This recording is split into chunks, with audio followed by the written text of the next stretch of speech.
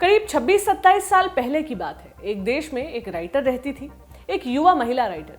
उसकी कलम इतनी तीखी थी कि उसके देश के लोगों को वो रत्ती भर नहीं सुहाती थी। उसका इतना विरोध हुआ कि उस राइटर को अपना देश ही छोड़ना पड़ गया और तब से लेकर आज तक वो अपने देश वापस नहीं जा सकी है। हालांकि उसकी कलम आज भी उतनी ही तीखी है। आज वो राइटर दुनिया के लगभग हर मुद्दे पर अपनी राय रखती है और यही राय कई बार उसके गले की फांस बन जाते हैं। उनके ट्वीट्स उनके लिए हर दिन नई मुसीबत खड़ी करते हैं। अब तक तो आप समझ ही गए होंगे कि हम बात कर रहे हैं तस्लीमा नसरीन की।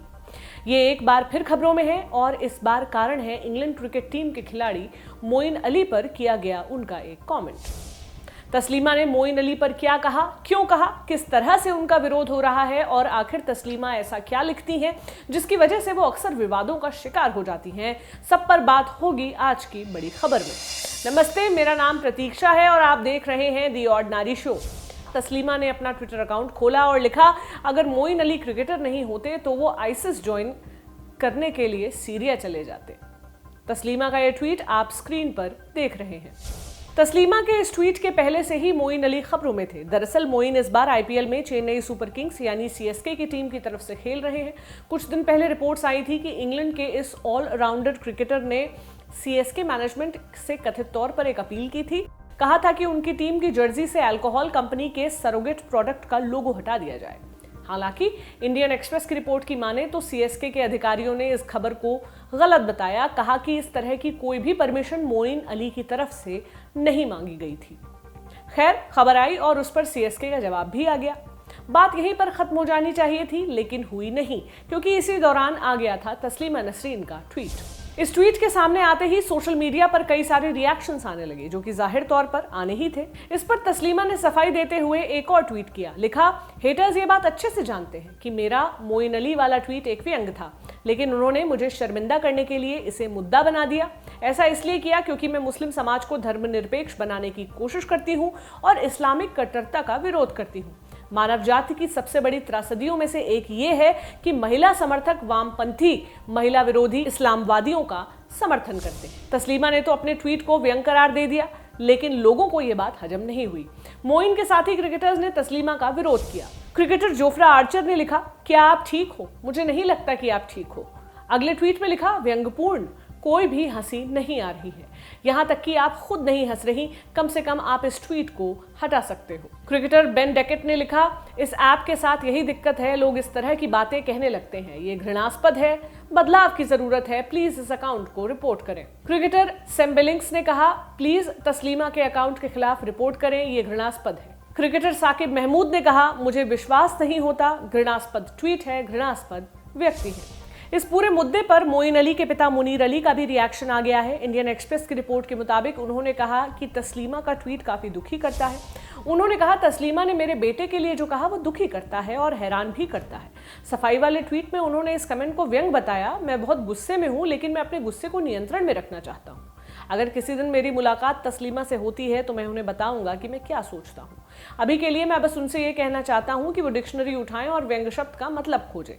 मैं खुद क्रिकेट प्रेमी हूं, लेकिन अपना सपना पूरा नहीं कर सका था, लेकिन मेरा बेटा प्रोफेशनल क्रिकेटर बन सके उसके लिए मैंने वो सब किया जो मैं कर सकता था। इतने बरसों में नसरीन जैसे कई लोग मुझे मिले जो मोइन के खिलाफ खड़े थे, बस अंतर केवल इतना था कि वो लोग इंग्लैंड से थे। इस पूरे मामले में हमने तस्लीमा का पक्ष जानने के लिए उनसे भी बात की। उनसे हमने पूछा कि मोइन को लेकर उन्होंने इस तरह का ट्वीट क्यों किया। तस्लीमा ने जवाब में ये कहा, ये किसी भी तरह से सीरियस ट्वीट नहीं था, आप मेरे बाकी ट्वीट से इसे कंपेयर कर सकते हैं। ये कि मैं हमेशा सीरियस पर्सन नहीं हूँ, मैं कई बार मजाक भी करती हूँ, ये एक तरह का मजाक ही था। मैंने सोचा कि ये ठीक ही है, लेकिन फिर कुछ लोगों ने मुझे अब्यूज़ करना शुरू कर दिया, तो मैंने सोचा कि अच्छा, कुछ लोगों को ये पसंद नहीं आ रहा है। लेकिन उसके बाद कई हजारों मुस्लिम कट्टरपंथी लोग आए, पता नहीं कहां से, और उन्होंने मुझे अब्यूज़ करना शुरू कर दिया। अगर वो लोग अब्यूज़ के खिलाफ थे, ये कह रहे थे कि मोइन अली को अब्यूज़ क्यों किया गया, तो फिर वो मुझे क्यों अब्यूज़ कर रहे हैं लगातार।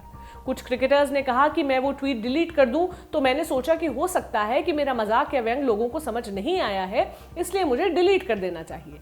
किसी ने कहा कि मोइन एक अच्छे आदमी है। ठीक है, मोइन अच्छे आदमी है, मैंने कभी नहीं कहा कि वो बुरे आदमी है, लेकिन क्योंकि उन्होंने कुछ एक्सट्रीम चीज़ें की थी, जैसे क्रिकेट ग्राउंड में नमाज की थी, ये भी कहा था कि अगर मैच के दौरान प्रेयर हो रही तो वो एम्पायर को कहकर मैच से चले जाएंगे।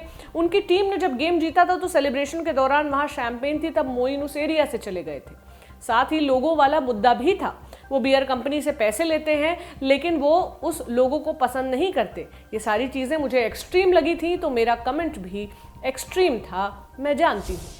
तस्लीमा ने आगे बताया कि मोइन के साथी खिलाड़ियों ने उनके ट्वीट का विरोध किया, अपने साथी का साथ दिया, तो मैंने उनकी रिस्पेक्ट की और फिर मैंने अपना ट्वीट डिलीट भी कर लिया। तस्लीमा इसी बात पर कायम रही कि उनका ट्वीट एक मजाक और व्यंग्य के तौर पर था। जब हमने उनसे पूछा कि भले ही मजाक रहा हो लेकिन आईसिस को मेंशन करना क्या एक्सट्रीम नहीं है, इस पर तस्लीमा ने कहा, ऐसा लगता है कि हर कोई आईसिस के खिलाफ है। कितने लोगों ने आईसिस के खिलाफ प्रोटेस्ट किया है? मैंने खुद 200 आर्टिकल्स लिखे हैं। अगर लोग सोच रहे हैं कि आईसिस इतना बुरा है तो कितने लोगों ने मेरी तरह प्रोटेस्ट किया?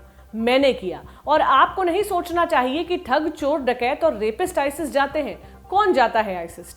धर्मनिष्ठ मुस्लिम जाते हैं, जो कुरान में लिखे हर शब्द पर भरोसा करते हैं। आईसिस मेंबर्स के बारे में पढ़िए, पता चलेगा कि वो धर्मनिष्ठ मुस्लिम हैं। वो दिन में 5 बार नमाज पढ़ते हैं, अल्लाह के सारे आदेशों का पालन करते हैं। कुरान में ये भी लिखा है कि हर मुस्लिम के लिए जिहाद कंपलसरी है, तो वो इस पर भरोसा करते हैं। वो वहां जाते हैं। ऐसा नहीं है कि बुरे लोग जाते हैं, एकदम धर्मनिष्ठ लोग जाते हैं आईसिस, कट्टरपंथी मुस्लिम जाते हैं। और नारी से हुई बातचीत के दौरान ही तस्लीमा को यह बात पता चली कि जर्सी की अल्कोहल कंपनी के लोगों को हटाने की मांग वाली खबर सही नहीं थी। उन्होंने कहा कि उन्हें इस बात का कोई आइडिया नहीं था कि खबर फेक है। आज के ज्यादातर लोग तस्लीमा को उनके तेज तर्रार और विवादित ट्वीट्स की वजह से जानते हैं, लेकिन बांग्लादेश में साल 1962 में पैदा हुई एक लड़की तस्लीमा कैसे बनी, ये जानना भी उतना ही जरूरी है। तस्लीमा नसरीन की अपनी खुद की 1-2 वेबसाइट्स हैं जिनमें बताया गया है कि वो एक राइटर होने के साथ साथ एक फिजिशियन भी है, मानवाधिकार एक्टिविस्ट भी हैं। 13 साल की थी तभी से उन्होंने लिखना शुरू कर दिया था। स्कॉलर्स ब्लॉग्स की एक रिपोर्ट के मुताबिक तस्लीमा के पिता खुद पेशे से फिजिशियन थे और माँ बहुत ही धार्मिक महिला थी। पिता की तरह तस्लीमा भी मेडिकल की फील्ड में करियर बनाने की राह पर चल पड़ी। 1984 में MBBS की डिग्री हासिल की। डॉक्टरी की प्रैक्टिस के साथ साथ लिखना भी जारी रखा। उनकी माँ भले ही धार्मिक थी, लेकिन वक्त के साथ तस्लीमा की सोच अपनी माँ से काफी अलग होती गई। वो धर्म और धार्मिक कट्टरता के खिलाफ लिखने लगी। औरतों के ऊपर होने वाले अत्याचारों पर भी उनका खासा फोकस होता था। 1989 आते आते कई सारे अखबारों और मैगजीन्स में तस्लीमा के लेख आने लगे। उनके लिखने से कट्टरपंथी नाराज हुए और उनके ऊपर हमला भी हुआ। सबसे बड़ा मोड़ आया साल 1993 में। दरअसल 1992 में बाबरी मस्जिद केस हुआ था। इस पर तस्लीमा ने एक नॉवेल लिखा, नाम था लज्जा। इसमें उन्होंने बांग्लादेश में रहने वाले एक हिंदू परिवार के ऊपर मुस्लिमों द्वारा होने वाले अत्याचारों की कहानी लिखी। जैसे ही ये नॉवेल पब्लिश हुआ, बवाल मच गया। उनकी किताब बैन कर दी गई। हालांकि तब तक नॉवेल की 50,000 कॉपियां बिक चुकी थी। तस्लीमा का विरोध करने वाले लोगों ने उन्हें मौत की सजा देने की मांग की। उनके खिलाफ फतवा जारी हो गया। 1994 में वो कई महीनों तक छिपते छिपाते रहीं। आखिर में उन्होंने स्वीडन में शरण ली। फिर स्वीडन के बाद फ्रांस, यूनाइटेड स्टेट्स में भी वो रहीं। इकोनॉमिक टाइम्स की रिपोर्ट के मुताबिक बांग्लादेश से बाहर रहने के बाद भी उन्हें लगातार धमकियां मिलती रहीं। उनसे कहा गया कि वो इस्लामिक फिलॉसफी के खिलाफ ना लिखें। 2004 में तस्लीमा भारत आई, कोलकाता में रहना शुरू किया। फिर आया साल 2007। तस्लीमा अपना नॉवेल शोध का तेलुगु ट्रांसलेशन लॉन्च करने हैदराबाद पहुंची।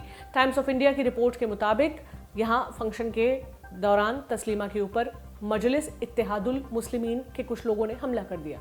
इस घटना के कुछ दिन बाद कोलकाता में कुछ मुस्लिम नेताओं ने तस्लीमा का विरोध शुरू कर दिया। मांग रखी कि तस्लीमा देश छोड़कर चली जाएं। कोलकाता में हिंसा जैसा माहौल बन गया। BBC की एक रिपोर्ट की माने तो लोगों ने सड़कें जाम कर दी। भीड़ को कंट्रोल करने के लिए भारी मात्रा में पुलिस वालों को तैनात किया गया था। इस हिंसा के बाद नसरीन को कोलकाता छोड़ना पड़ा। द गार्जियन की माने तो उन्हें दिल्ली में कुछ महीनों तक हाउस अरेस्ट में भी रहना पड़ा था। तस्लीमा ने बांग्लादेश और पश्चिम बंगाल छोड़ने वाली घटनाओं पर द क्विंट को एक इंटरव्यू दिया था, जिसमें उन्होंने कहा था, पश्चिम बंगाल में पुरुष नेताओं ने मेरी किताब पर बैन लगा दिया और मुझे राज्य से बाहर कर दिया।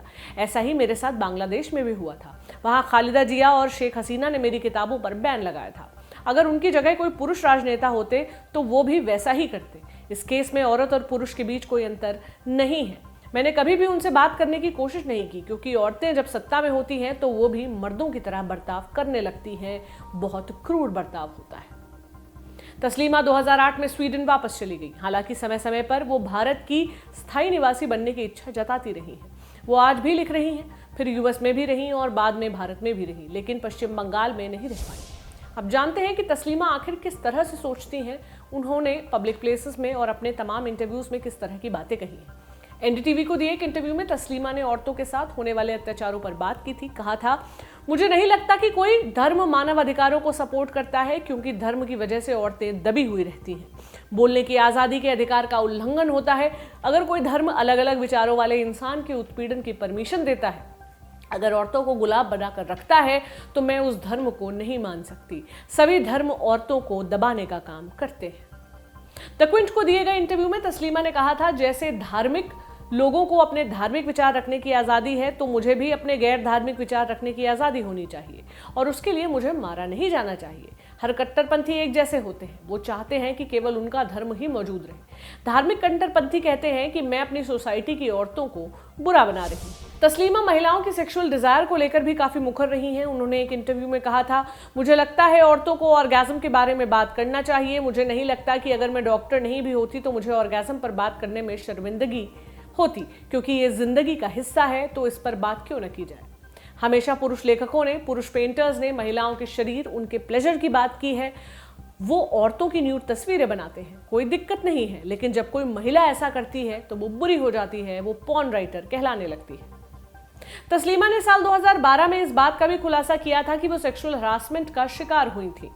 उन्होंने जाने माने राइटर सुनील गंगोपाध्याय पर आरोप लगाए थे। कहा था, सुनील गंगोपाध्याय बुक बैन करने के लिए हैं। उन्होंने मेरा और दूसरी औरतों को सेक्सुअली हरास किया है, और वो साहित्य अकादमी के प्रेसिडेंट हैं। Shem Shem. इस पर उन्होंने फिर टीओआई को एक इंटरव्यू भी दिया था, जिसमें उन्होंने कहा था, सुनील ने कई साल पहले मेरा शोषण किया था। तब मैं फ्रांस से लौटी थी, एक होटल में रुकी थी। एक शाम सुनील मेरे कमरे में आए अपने दोस्तों के साथ डिनर के लिए। जब हमने खाना खा लिया, तब जाते जाते गले लगे। उसी दौरान सुनील ने मुझे मॉलेस्ट किया। मैं कुछ समझ नहीं पाई। मुझे समझ नहीं आया कि मैं उसे माफ करूं या विरोध करूं। मैं साइकोलॉजिकल ट्रॉमा का शिकार हो गई थी। हालांकि सुनील गंगोपाध्याय ने अपने ऊपर लगे आरोपों को खारिज किया था। तस्लीमा को उनकी लेखनी के खिलाफ कई बार गंभीर धमकियां मिल चुकी हैं। जान से मारने की धमकियां भी कई बार दी गई हैं, लेकिन इन धमकियों के बाद भी तस्लीमा लगातार लिखती रही है। हमने शो की शुरुआत में बताया था कि तस्लीमा अपने ट्वीट्स की वजह से कई बार विवादों में रह चुकी हैं, तो थोड़ा उन विवादों के बारे में भी जान लेते हैं। पिछले साल सिंगर ए आर रहमान की बेटी की बुर्के वाली एक तस्वीर डालकर तस्लीमा ने लिखा था, ए आर रहमान के म्यूजिक के लिए बहुत प्रेम है, लेकिन जब भी मैं उनकी बेटी को देखती हूँ तो मुझे दम घुटा हुआ महसूस होता है।